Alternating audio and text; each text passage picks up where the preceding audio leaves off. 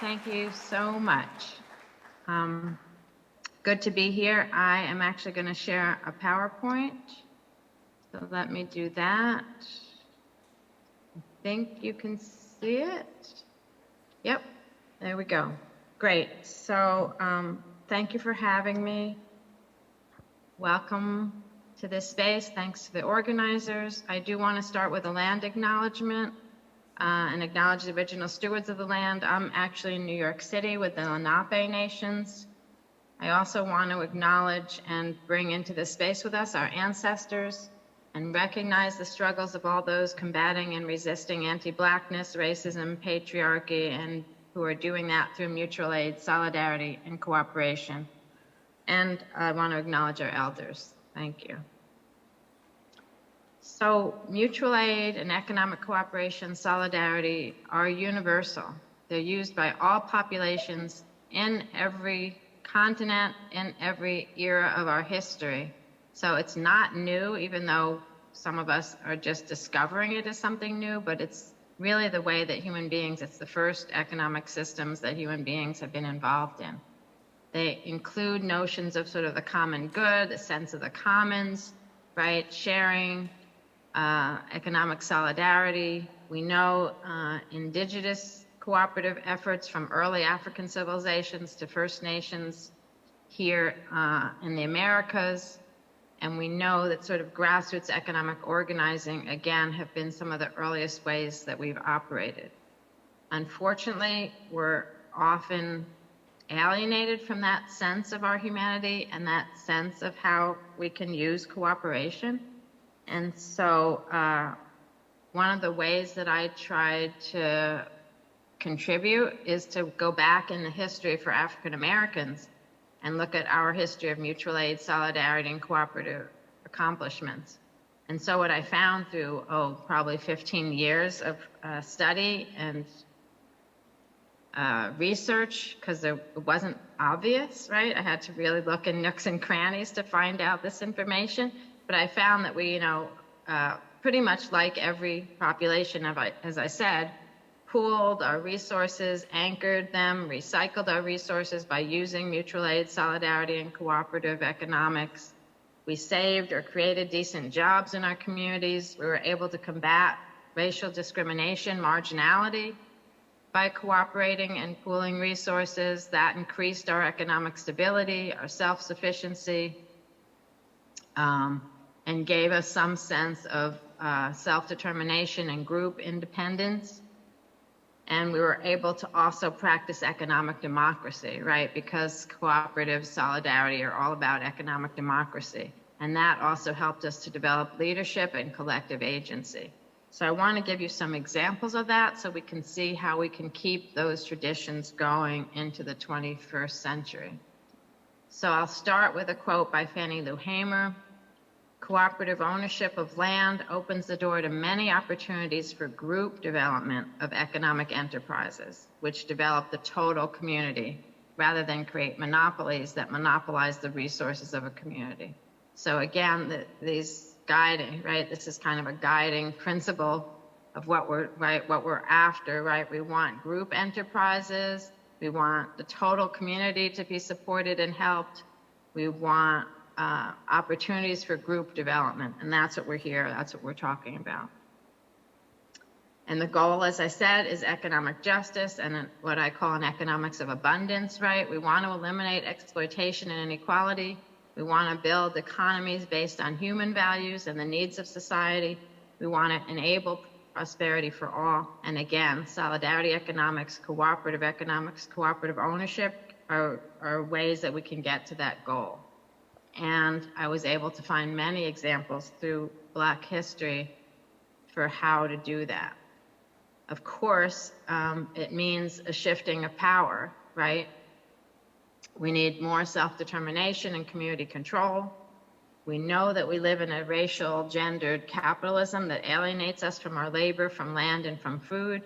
Our current system dishonors people and nature, and so we need to reset the balance. And again, creating an ecosystem of solidarity and economic cooperation is a way to do that, to shift the power, to re-honor our systems and to reset the balance. The strategies, mutual aid movements have been continuous, right? And mutual aid, I think you all know, is right where we all come together, pool our resources to help each other, and donate our time and our resources even when we don't have financial resources.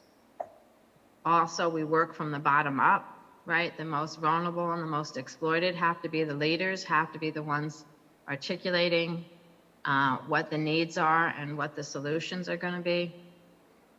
An example from the 1880s, which was a period similar to the time we're in now, it was the end of the Reconstruction period after the Civil War. It was the beginning of the U.S. official Jim Crow era and the apartheid era and the rise of the Ku Klux Klan. But we had a group like the Knights of Labor that was an integrated labor union that was also a political party and a co-op development organization. So it was racially integrated. It also believed in women's rights and women's roles in the labor movement. It was a populist party and did cooperative development. And some of the things they were able to do was take over the city council in Richmond, Virginia, and rebuild the city hall there without convict labor and with worker co-ops, integrated black and white labor with women's labor and decent wages. They also created over about a 10-year period, about 200 worker co-ops in farming and mills and cotton production, et cetera, throughout the United States. So we see that those kind of coalitions, right, can actually have traction and can actually make a difference. Here's the research I've been mentioning, right? I published the book Collective Courage in 2014, where I talked about the survival, resistance, and prosperity through cooperative ownership. And I also talked about some of the cooperative economic thought that some of our leaders had. I also just want to highlight, there is not yet a good history of Latinx co-ops in the US, but we do have a study of current Latinx co-ops from 2020 that was done by Esther West at the Center for Cooperatives at the University of Wisconsin, in case you're interested in that. So quickly, because I want to be able to get to some Q&A, what's this history I keep talking to? Well, basically, I call it a history from survival to independence. So first, the first sort of official co-ops were really for survival, right? People coming together because they had nothing else. Coming together, especially around food security, so that meant agriculture, right? So the early co-op movements, especially for African Americans, were in agriculture and land ownership. We know even enslaved peoples shared kitchen gardens so that they could address malnutrition and feed their families. We know that if you look closely at the Underground Railroad, it was really a system of solidarity, social and economic solidarity system, right, of sharing resources and helping to move enslaved people to freedom and to out of slavery, right? And then we have a whole history of agriculture co-ops, food co-ops, then credit unions, housing co-ops, worker co-ops, all moving from first people coming together just to survive and then realizing that these kind of structures and strategies can lead to some independence.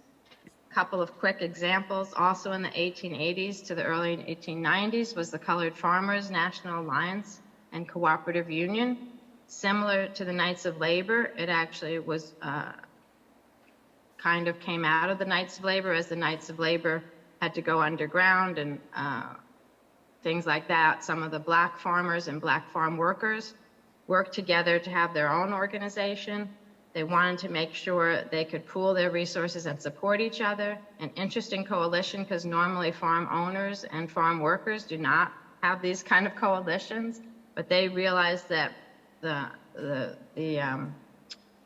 future for both the farmers and landowners and the farm workers was to work together and to use cooperatives to make that possible. So they had credit exchanges so that the farm workers could sometimes get enough credit fair credit to buy land and become farm owners, right? The farmers needed better conditions for their mortgages. They also often needed money and loans for supplies and for equipment. Sometimes they shared equipment through the Colored Farmers Alliance, etc.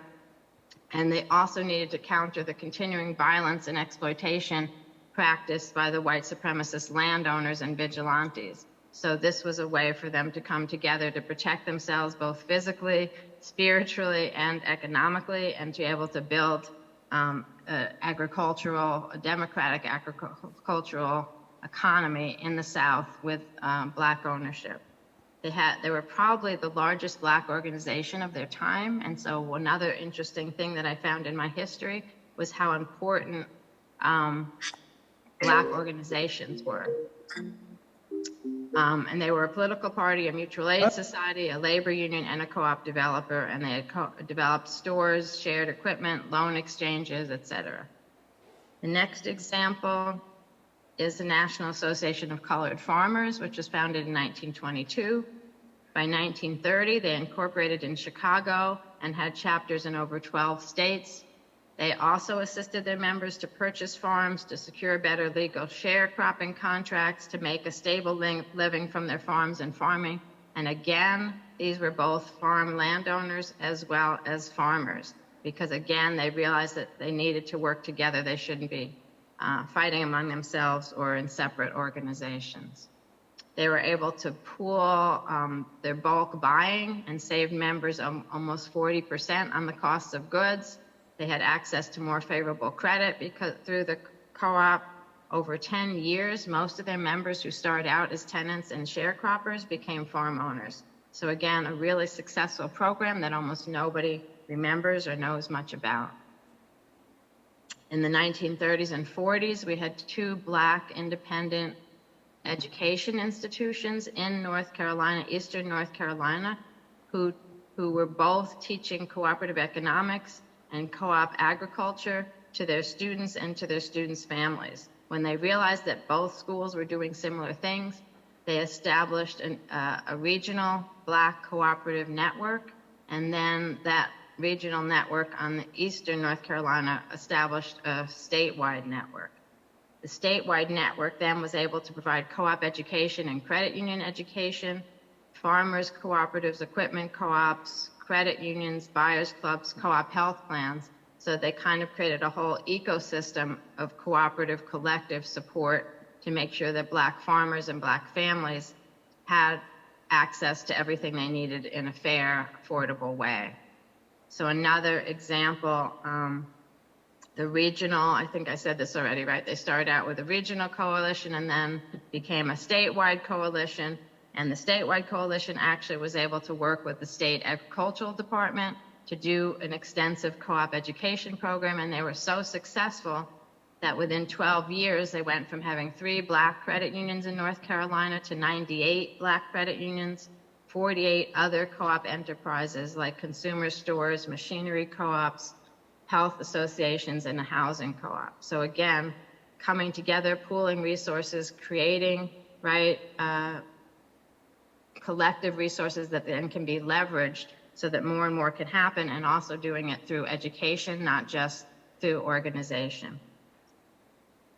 Fast forward to the 1960s, Southwest Alabama Farmers Co-op, right, formed by a group of African-American farmers who wanted, again, to keep Black farmers and former sharecroppers in the region on their land. They had 180 Black farmers in their co-op and were able to reduce operation costs and enable members to sell their crops for a higher price, in addition, again, to helping them with land and equipment ownership, that kind of thing. Coming out, they are one of the founding organizations of the still existing regional Black co-op association, the Federation of Southern Cooperatives Land Assistance Fund, which is 55 years old now. Sorry, I forgot to fix my title there. Started in 1967 to address economic justice and political rights for Black farmers and rural Black and brown residents. They work with hundreds of Black and brown farmers to develop and support co-ops and save Black-owned land. They also help Black folks create community development credit unions They also have a legal support fund and do educational support. And then I just wanted to finish with two more contemporary, even though the Federation still exists, but to show you what young people can do. Food from the Hood was the name of a salad dressing co-op that was started by high school students in South Central LA in Crenshaw High School in the 1990s. They started out with a school garden, learned how to garden, gave away a lot of their produce at first, then learned about farmers markets and started using a farmers market. Then they started learning about value added and realized if they made salad dressing, they could earn more money. They organized their salad dressing business as a cooperative, a student-run cooperative. They voted that 50% of their profits would be saved for scholarships. And over a 10-year period, they allocated over $180,000 in college scholarships. So much so that their school actually put in a college prep program to help support what was happening from the student co-op. And then Mandela Grocery Cooperative is a locally and worker-owned full-service grocery store in West Oakland, started in 2009 in order to provide nutritional education, access to healthy food, and good jobs, right, in the food service industry. And so it's a worker-owned cooperative instead of a consumer-owned food co-op. And the local and mostly African-American workers own the full-service grocery store and are connected to a whole food security system in Western Oakland and in Oakland. They partner with local farmers, especially to help increase their financial sustainability, as well as to bring healthy local food into West Oakland. So those are some examples. What lessons do we learn from that, right? The importance of education and study groups and training, learning from each other, informal study as well as formal study and training, the significance of organizational supports and deliberate co-op organizing. Remember, I talked about how important those organizations were that brought people together, helped with the education, helped the pooling of resources, and made sure that they connected movements and connected issues, and the significance of community involvement and sense of solidarity. All those co-ops that I mentioned and more survived because they had good connections to their community. They were trying to solve community problems. They weren't just out for making profit, and they were connecting with other movements, with other groups, with other community members to make sure they were relevant and connected. And the pooling of resources, right, helps to create access to non-exploitative resources. The democratic participation and the sharing of power, right, includes voices of the marginalized and oppressed, so that the people who are most impacted and most in trouble, right, get to have a say and participate, so that the economic democracy is just as important as the sort of politics and social democracy that happens. I didn't talk as much about it as I usually do, but there's also strong lessons about the importance of women's leadership and the participation of youth, especially so that the learnings and the knowledge can keep being perpetuated through the generations. So I'll stop there. I hope you got just an inkling of, right, what we can, what the cooperative movement has achieved, what it can achieve, and why, this level of economic democracy and solidarity can make a difference, especially in farming, agriculture, land ownership, food security, those kinds of things. Thank you very much.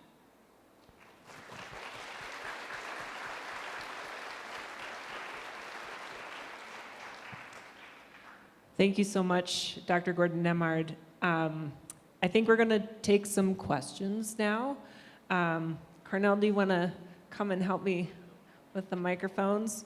Yeah, if folks want to put hands up, we'll probably bring microphones to 2 people at a time, and we'll point to the person who goes first. So who's got questions?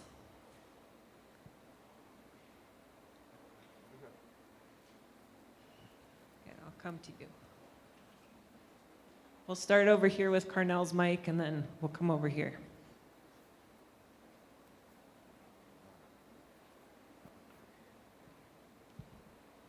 Thank you, Dr. Gordon-Nembhard. That was very enlightening, and thank you for that land acknowledgement. We are here in the lands of the Ute and the Arapaho and the Cheyenne and 45 other tribes. I guess my question for you is going into where we are at this present moment, and any words of advice or encouragement for people in the audience regarding the debt relief for Black farmers that's being held up in legislation right now, and how we can use our collective power to try to get that through. Yeah, that is very frustrating. Actually, Cory Booker's office had contacted me while they were writing that legislation, that bill, and then we thought it was passed and everything was going to be great. They really did their homework in trying to make sure that the bill encompassed everything that was important, to make sure that debt relief would really,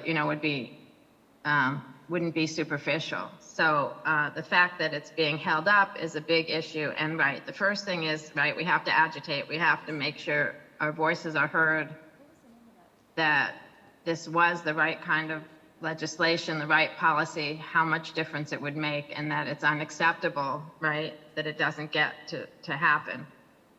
So I definitely think that kind of agitation. I think probably we still need to do more education, and it kind of sounds like a kind of, I don't know, sometimes education sounds too passive, but I really do believe that the more people learn and understand and learn together, the better decisions and they can change their mind about things. So if we don't stop to really explain to people why this is so important, what's the change. I have written, my book covers it, and I actually have a special article about all the different ways that Black co-ops and Black land ownership have been sabotaged.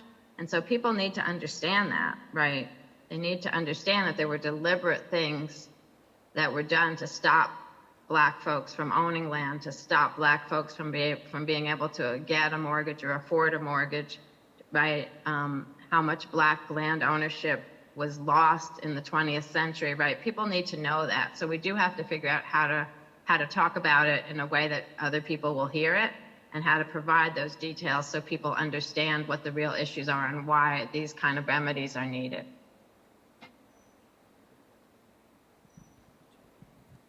Thank you. Thank you. We've got a question over here. Hi, there was a big movement in Wyoming to prevent this thing called critical race theory. And I don't really know what critical race theory is, but what I think it is what you're saying, that there are these institutional disadvantages of people. And the first speaker, I don't know if you heard him, did you say Warsaw? Warsaw was talking about that too. But I think it's good that people have an understanding that there were institutions set up that disadvantaged people. How can you talk more to people, especially in Wyoming, about what you said? I think it's very legitimate, and it's something that shouldn't be opposed like at the legislative level. Right. Yeah. Thanks for these questions. Obviously, right, we live in a society where some level of racism is kind of normalized. So, when we don't recognize it as racism, we think there's no racism left, and people either get complacent or, feel like we don't have to worry about it. And, that critique of critical race theory, the critique of critical race theory is one of those things, right? People don't want to be reminded of how our whole economic and political system in the United States is based on false notions about racial inferiority and superiority of whites, right? How our whole system is based on white privilege. People don't, they can't see it, they don't want to notice it, they're resistant to it. We live in a world where there's this mythology of meritocracy, and so that helps to justify people who don't have. It's supposed to be because they're lazy, not because we have a system that undermines. So we do have to figure out how to connect to people where they are. One of the things I do, because especially when I first started, I don't get this as much, but when I first started talking about this stuff, even some members of the Black community were resistant to co-ops. Some just said, oh, Black folks don't do co-ops, right? we don't know how to share ideas, we don't do economic democracy, we don't, that's too loosey-goosey, this and that.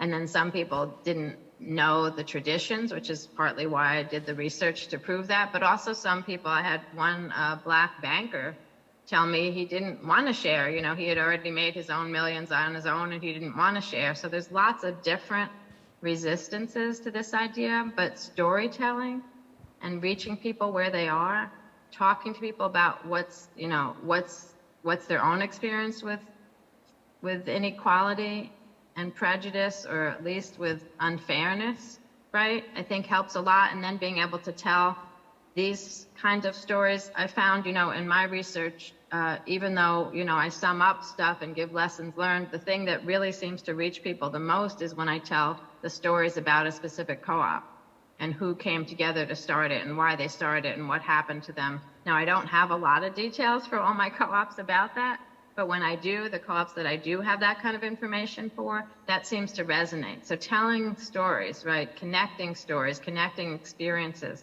I think seems to make a huge difference. And not using the jargon. I also found that when I went into especially Black communities, again, to talk about these things and to talk about the prospects of starting co-ops, sometimes I had to start, I couldn't use the jargon, right? I didn't even use the word co-op sometime, right?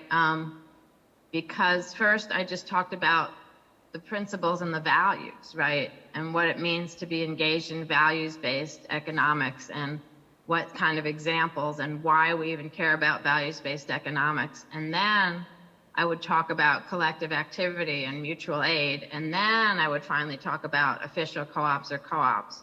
And it's really interesting. Sometimes in one talk, I could get people raising their hand in the middle of my talk saying, oh, they don't know anything, co-ops are irrelevant and that kind of thing. And then by the time I finish, they're telling me about the co-ops in their family's history that they didn't realize were co-ops. But once I started talking about the principles and how they operated, they were like, oh yes, my grandparents were actually in a food co-op and my aunt and uncle did co-op farming or were part of a credit union or something. They, once they get past the jargon and realize the principles and the activity and the actions, that seems to get through to people on all sides.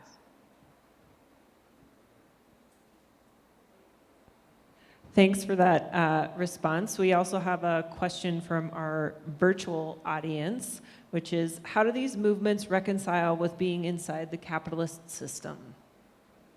Yeah, another good question. So they're all always operating within the capitalist system. Some recognize it and some kind of just plow ahead without trying to articulate that or think about it. But again, the biggest success has been learning together so that you learn a new way of thinking and you learn examples and you learn how to work with other people by learning together. So learning about cooperative economics and why and how it works and what its principles and values are, right? Connecting to this, what we keep calling values-based businesses and values-based business development, right? Connecting that to the problems that it's meant to solve and the differences in how it treats human beings, right? And the relationship human beings have with each other in these solidarity economic systems. So kind of breaking things down in that way, but also, one of the sad truths is that a lot of this solidarity economics work and cooperation had to really be done under the radar, in hiding. Because if you drew too much attention to it, you had too many people who didn't want you to succeed, too many naysayers who were trying to tear it down or just be disrespect or disreputable, ruin the reputation. So a lot of these projects, they operated in capitalism, but they didn't call themselves a co-op. They didn't draw too much attention to there being a co-op.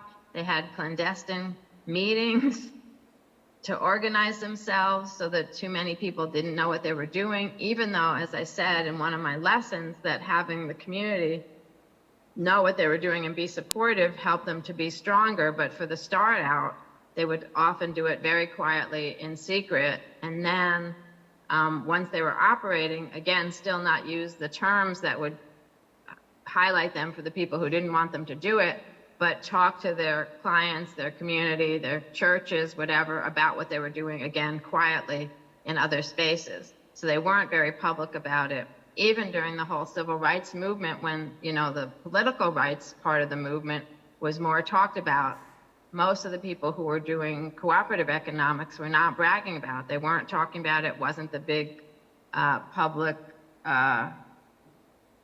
announcement. It wasn't on the public platforms of what they were doing, because they knew that it's so much harder under capitalism to do all these alternatives, and that if you do them, you can't really be blasting it. You can't be too proud of it. You got to just do it quietly off in your corner, which, you know, is the sad part, and which is why so few people knew the history that I was able to uncover.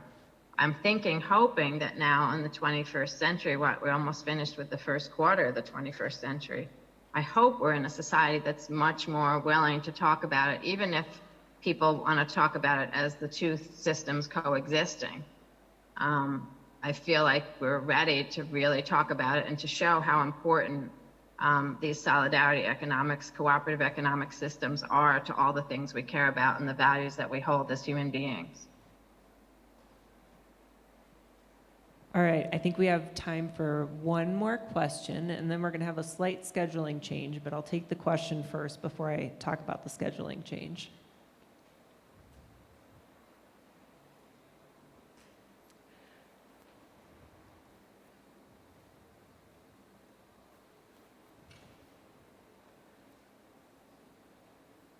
All right, we have a very tall auditorium here. It takes us a minute to get the mics where they need to go. I was wondering if you can speak on Fannie Lou Hamer and the work she did with the Sunflower Freedom and with SNCC, and just lessons from, like, she was everywhere in the movement for her people. And you have a room here, I don't know if you can see everybody, but there is a lot of diversity in this audience right now, and a lot of people just wanting to survive, especially the people that are on the ground at ag. So what she did then and how we can take advice from her advocacy now. Yeah, so I gave you that quote from her because she is one of my co-op sheroes. Several interesting things about Fannie Lou Hamer and her connection to the co-op movement. First of all, she came to it later in life. She really was a voting rights activist. That's how she started out, right? So she joined SNCC early on. She registered or tried to register to vote and was turned away. She joined the movement, Mississippi Freedom Party, in order to get access to voting and to teach other people to vote. She was actually beaten almost to death by police for her activities in just going to a voting registration training and teaching other people how to register to vote. So she was extremely important in the civil rights movement in that sense, both because of, you know, that she sacrificed her own body, but as well as all the organizing she did. And she was a terrific speaker and organizer. She was able to raise money, that kind of thing. But she then turned to cooperatives, especially cooperative farming and affordable housing and co-op housing, because she talked about the fact, you know, now maybe we could vote, and of course it was very hard to get the vote, but they did at some level get the vote, but we're still starving, right? We're still poor, we can't eat, we can't raise our children, we don't own land. And so she said, you know, it's not enough to have those political rights, we have to have economic rights. She also was a sharecropper who got thrown off the land she was sharecropping because she registered to vote. So she and her husband were left, you know, landless and without jobs because they registered to vote. So she also said, you know, they can retaliate against us economically if we don't have our own, right? We have to own our own land, have our own economic system. And so she pulled together resources, she raised money, she bought land, she pulled together Black farmers, created something called Freedom Farm, which was a collective farm. Also, Freedom Farm had plots of affordable housing that she put together. They had child care center, They did food security and food sharing things. Everybody had farmed together. And so this notion that really if we don't have economic democracy, economic justice, even our political rights are kind of hollow. I often use her as my example of that piece. And then of how tirelessly, like even though she was very sick, right, how tirelessly she worked to make sure that there was this collective land, this whole ecosystem of support, and this whole notion about how important Black self-sufficiency was, Black ownership. But as you saw from my quote, it wasn't Black individual ownership, it was Black collective ownership, that we had to do all this together, and that would be what really made the difference. And that would be what would really propel us, right, into a better society and a better world. Thanks for giving me a chance to talk more about her. Thanks so much for your answer. And I think we're going to wrap up our questions, but I'd love to invite the audience to give a big round of applause to Dr. Nembhard.